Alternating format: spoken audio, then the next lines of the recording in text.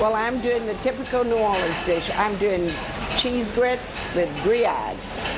Now, grillades is veal meat cooked in a kind of rich brown gravy with a lot of the Creole seasonings and tomatoes. Is that a popular one at Chef Leah Chase? That's a popular one. We serve it with grits for breakfast in New Orleans. But if you get it for dinner, you get it with jambalaya. So I'm going to do it like we do a breakfast course here. Just quickly, what goes into preparing? Okay, you have to have veal. Veal rounds, or in this case we're using veal tenderloins, and you just do them small. And some onions, garlic, bell peppers, fresh tomatoes. That's it. And a good brown gravy. Can't do anything in New Orleans unless you can make a roux, you know that. You're one of the most recognizable faces in black culinary arts. What do you say to young people now who are looking for a career, who have tried the business perspective and found maybe that's not for it? How can you convince more young African Americans to look into culinary arts? I'd like them to do that because one thing, that was our thing. We all came up, that's part of our heritage, cooking. But nowadays, what frightens them off, I think, is they have to get certified. You're not going to be recognized, young people are not hardly going to be recognized without some kind of formal training. And I have no problem with that. So I try to encourage them to get some sort of formal training so they can get in these big kitchens and do what they have to do. As far as your restaurant in New Orleans, it's a tradition. But is it really that easy to establish oneself in any location? No, it is not. It is not easy, especially today. It may have been easy when my mother-in-law and father-in-law started 51 years ago. There were not as many rules and regulations and things you had to follow. You can start like they did in those days, $600 and go for it. Today you can't do that. You have to meet the competition right off the bat.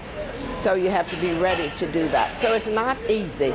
It's not easy to maintain what we've had for 51 years either. But you have to try new things every day, and you have to just work hard to keep up with the times and the competition. And that's good. Keeps you going. You participated in the Los Angeles event. What can one expect in an event like this?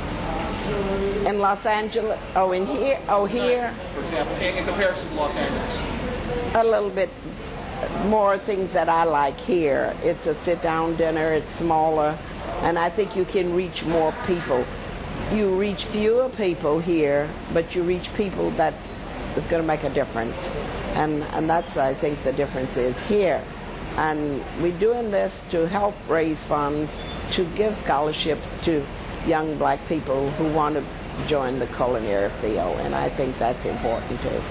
Do you find it surprising in 1994 that a lot of black individuals are shocked when they see these many professional chefs that are of their same color? Do you think it's for them to react that way? Well, not much anymore. I think they're shocked now. They're beginning to realize now it isn't a degrading thing. You know, at first people looked at it, even people I came up with thought I was the weirdest person going because I wanted to be in this business, you know, but it was the only thing I knew. And whatever you know, you make work for you. You see, it's all I knew.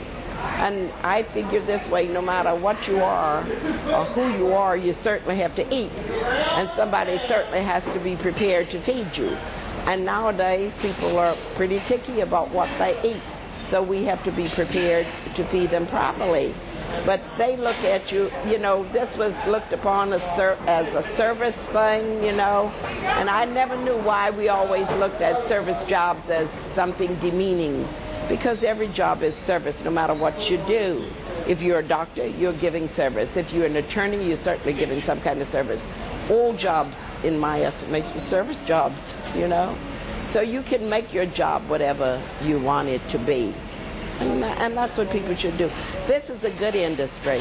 And now I don't see enough black people in it, particularly black men. At home, for instance, you had, in all those kitchens, in the 40s, you had black people in all of them. Not anymore. Not anymore. You know what you have there now? Young white women taking all their places. They hard workers now. They work. I don't say the work isn't good. It is very good, and they work very hard. But I see no reason why we should not compete for some of those jobs. You said it all.